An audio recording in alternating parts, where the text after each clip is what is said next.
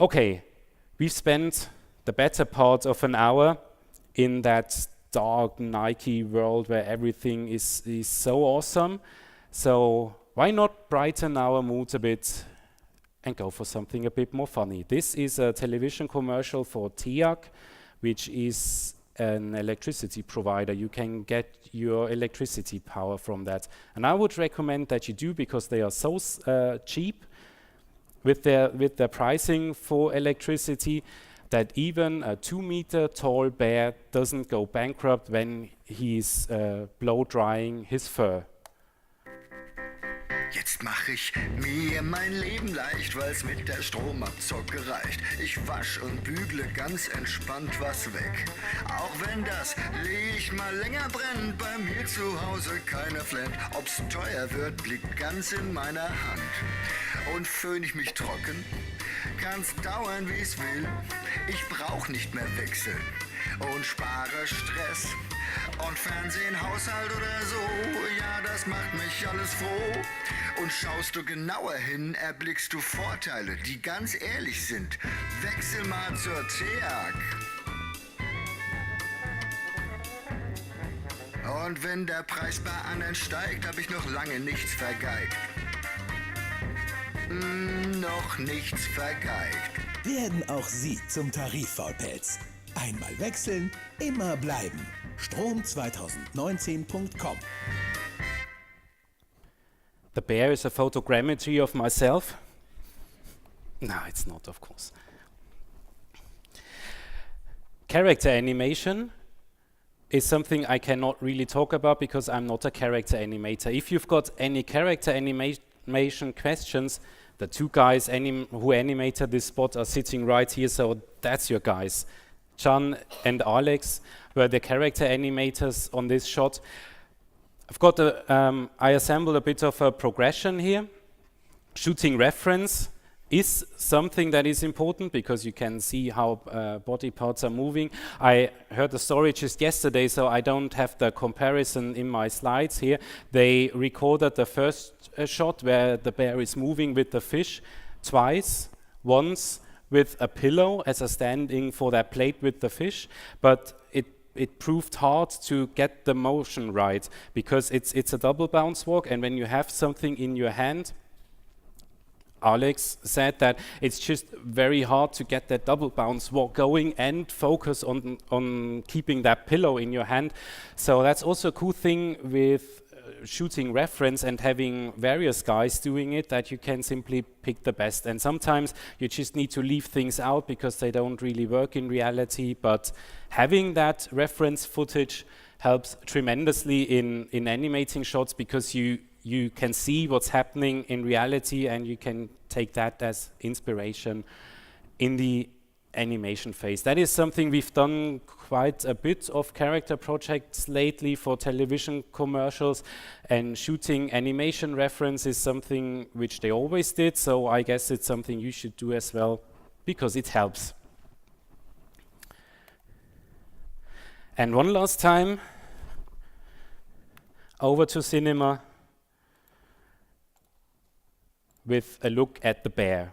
The bear is that whole spot is 100% cinema rendered with Octane, and for the bear itself, a lot of cinema tools came into play as well. It's rigged with the character object, which is a very nice and quick way to rig things because it's a ready-made rig that you can just use to rig your characters. The only thing which was added was facial controls, which live up here, so it's sliders basically controlling pose morphs for the various aspects of the face. So you can just grab the controllers up here, do facial animation, controlling the underlying pose morphs. It's always a goal to make a rig simple and easy for animators, so they don't need to actually go in and dig into the hierarchy and see, okay, here's the meshes, here's the bear, and here's a pose morph, and oh, that's a lot of pose morphs for the facials here. If you have something like this, create controllers, hide all that stuff that is just frightening people. shut your hierarchies, have everything in the editor. It makes it very easy to just click onto things and animate intuitively and not go into crazy setups trying to find the right spot to animate stuff. The best interface slider in this interface I like is this one here, because it's just hiding all that stuff. And if you hit play, the bear is moving by character animation wizardry. An interesting thing in this shot here is the cable of that blow dryer, because that one uses, just like the cloth simulation I just talked about, a dual approach. It's partly keyframe animated, partly simulated. For this, there's a dual setup. There's a manual spline, this one here. Oops. This one is consisting of just a few points, 5, I think. And these points are controlled by null objects that you can click on, and if you move them, that L manual spline low is controlled by the null objects. This has 2 reasons. One, you can just click on the null objects, animate them with keyframes. You don't need to go to PLA to animate that manual spline, and you've got F-curves for it, because PLA in Cinema doesn't have F-curves. It's always interpolating linearly. Please, Maxon, give us F-curves for PLA animation. That would be nice. Until then, you can control points using null objects. And there's a simulated spline, this one here. This one has got quite a lot of points, because you need the points for the simulation to actually have something to simulate. It's got a spline dynamics tag, so it's just simulating the spline as if it were a thread, like a cable being simulated by Cinema. And then we've got, in the end, we used a result spline, a bit like blending between vertex maps to get a result vertex map. We blended between that manually animated spline and that simulated spline, and we got a result spline, which is giving us the possibility to just go into that blend factor and say, okay, I want more of my manually animated spline, or I want more of my simulated spline. The simulated spline tends to freak out with fast movements. So when the bear is blow drying down here and then he's moving his arm up within, I don't know, 4 frames or so, that's a rather fast movement, which looks nice and snappy in the animation, and you're always doing fast movements because that's more dynamic, and the bear is not like me, like doing slow movements, but it's really fast. But simulation doesn't like really fast, it's going really, fuck. And if the bear is moving his arm up, the simulated spline would go all bonkers. It's all over the place, it's moving way too much, so this is moments where you would rather go with the manual spline. So you animate your blend slider back. Please go more with manual animation. And once the freaked out simulation settles back in and it's giving you nice wobbly movements, you just animate the blend slider back, saying, okay, I want more of the simulation now. There's one step in between, just really quickly. If you want to blend between 2 states, it's essential that the 2 states have the same point count. Because then you can say, okay, if it's the same point count, it's very easy to blend between the 2. But this manually animated spline only got 5 points. The simulated ones got, I don't know, 28.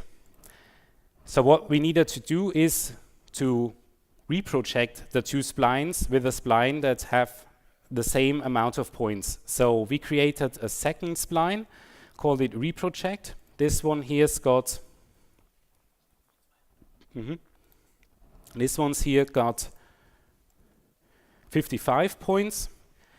The reproject for the simulated spline has got 55 points as well. And this is done using Espresso again, using the same technique as shown before, where we distributed the spheres on the spline evenly. So you can see once you solve problems, you can reuse them. And people think you're really that espresso wizard, but in reality you're reusing your same 3 setups over and over again. And this is the same thing here. You take those 55 points, distribute them evenly over the simulated spline, and a second time you take another 55 points, distribute them evenly over the manual animated spline, and now you've got 2 splines with the same point count, and your result spline can just also be 55 points with an expressor, with a really simple expressor saying, okay, first point is either at the position of the animated one or the simulated one, and there's a blend percentage controlling this. So this is giving you the blend slider where you can blend between manual animation and keyframe animation. Hair was done in cinema as well. Hair system, very nice, very versatile, very fast, no problems at all. Please use it. You don't need to be concerned about any bugs or anything. It is awesome. I wanted to talk more about it, but I'm running short of time, so that's the bottom line. Hair, really nice. Also in conjunction with Octane, because it's very tightly integrated. Octane renders cinema hair really nicely. This bear here's got 1 hair tag for the whole bear. If you do close-ups, it's better to separate this, so you have 1 hair object for face, 1 for body, 1 for the arms, so you can simply disable them. If you do a close-up of the face, you don't need to simulate hair at the feet of the guy. So this one was a far shot, so we used 1 for all. If we did close-ups, it's better to have separate hair objects for separate body parts. And this was that. I say thank you very much for joining me today, for being an interested audience. And as I'm just that one guy standing up here because I'm the Rampensau, but I didn't, of course I didn't do the shots all on my own. That's the credit list. If you wanna book some awesome freelancers, please don't book these guys because we booked them.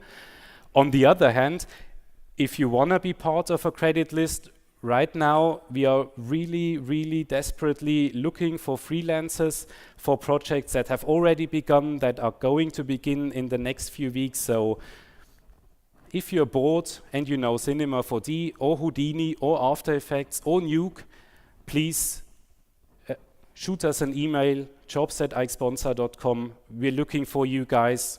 So thank you for today, and maybe see you in the office soon. Thanks.